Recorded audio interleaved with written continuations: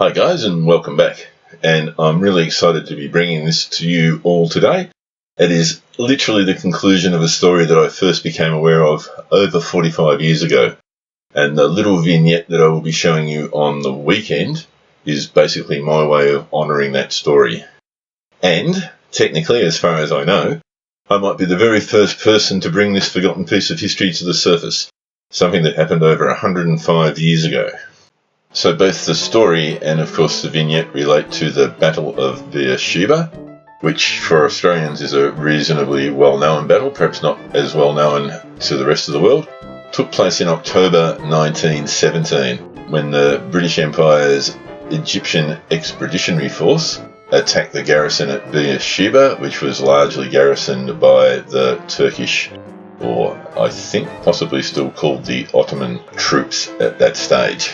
So this constituted troops from the 60th London and 74th Yeomanry Divisions of 20 Corps with limited attacks in the morning, and then the Anzac Mounted Division, the Desert Mounted Corps, launched a series of attacks against the strong defence on the eastern side of Beersheba. Shortly afterwards, the Australian Mounted Division's 4th and 12th Light Horse Regiments, the 4th Light Horse Brigade, conducted a mounted infantry charge with bayonets in their hand, which was the only weapons they had for their attack. So the 4th Light Horse basically charged from over, well, not the whole distance, but started their attack from over 2 miles away, walking forward initially, then trotting, and then finally going into the full charge. And this was against a entrenched position with machine guns and artillery, and approximately 800 odd light horsemen attacked. Now, it shouldn't have worked. It just should not have worked. They should have been mowed down, but they weren't. And in fact, miraculously, not only did they capture the position, 20 Corps captured over 419 prisoners, while the Desert Mounted Corps captured 1,500 plus, and the Ottoman casualties were believed to be around about half that number, so probably about 700 or 800. The Australians, the 4th, suffered a total casualty of 35 killed and 39 wounded. And it just doesn't make sense when you think about it, because they just should have been mowed down. It was over open territory attacking an entrenched position. So just keep that in your mind when you hear the rest of the story and my personal story and the investigation that's taken me many years of not fanatical chasing down, and it possibly helps make sense of what happened. So this is the backstory, if you like, of how the upload of the coming vignette came to be.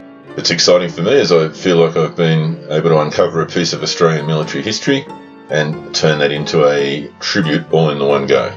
So I have to go back to 1975 and a family holiday to Australia's capital city, which is Canberra, and a visit there to a place called Tidbinbilla, which is the Deep Space Tracking Centre, and that place had an abundance of wildlife on its grounds. Now I was about 12, and I remember clearly that there were heaps of kangaroos on the property. We'd had a barbecue lunch, and I'd wandered off a little bit and came upon a pretty large group of kangaroos.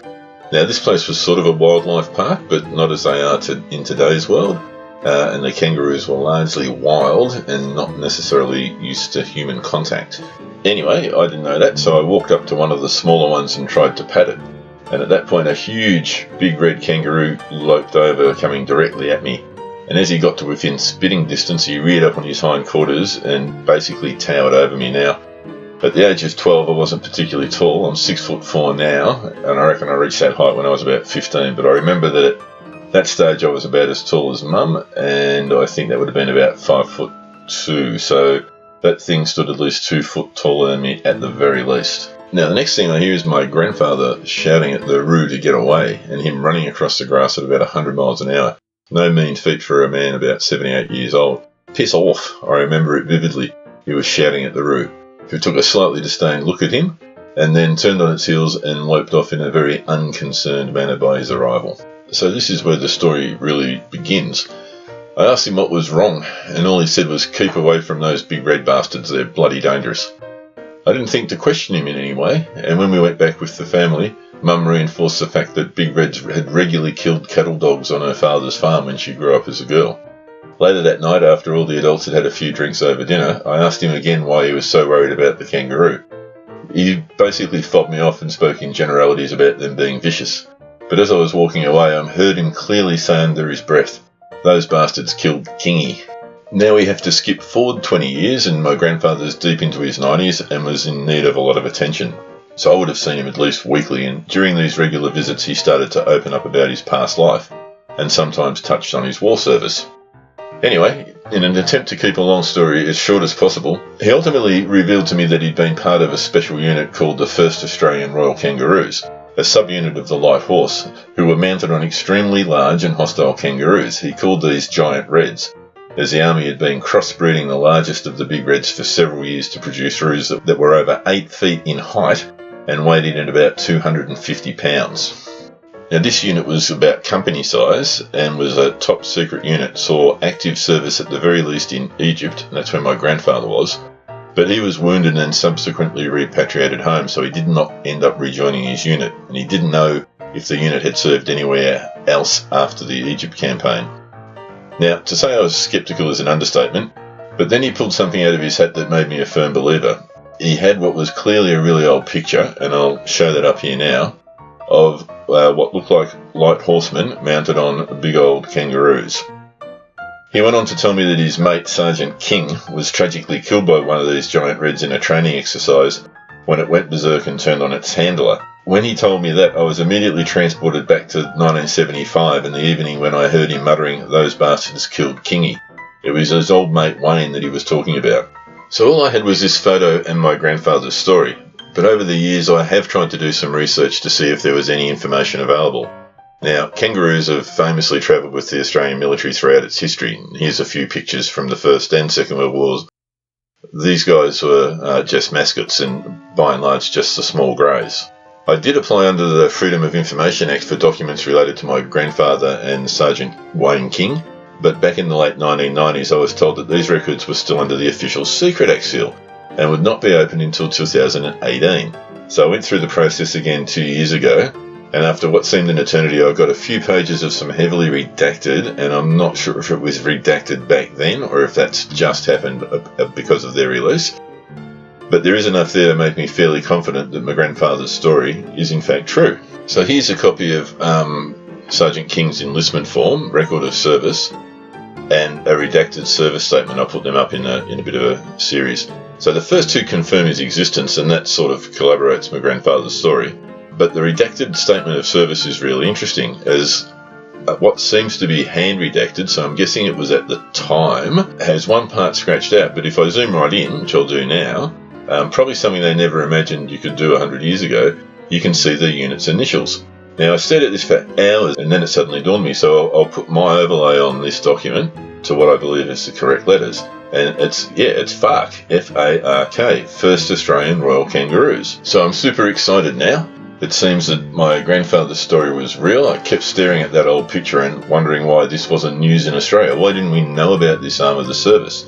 And the final piece of that puzzle came for me then about 6 months ago. And for me it was confirmation of everything that I'd found so far. It's a really heavily redacted excerpt from a report that makes a couple of references to the existence of the unit.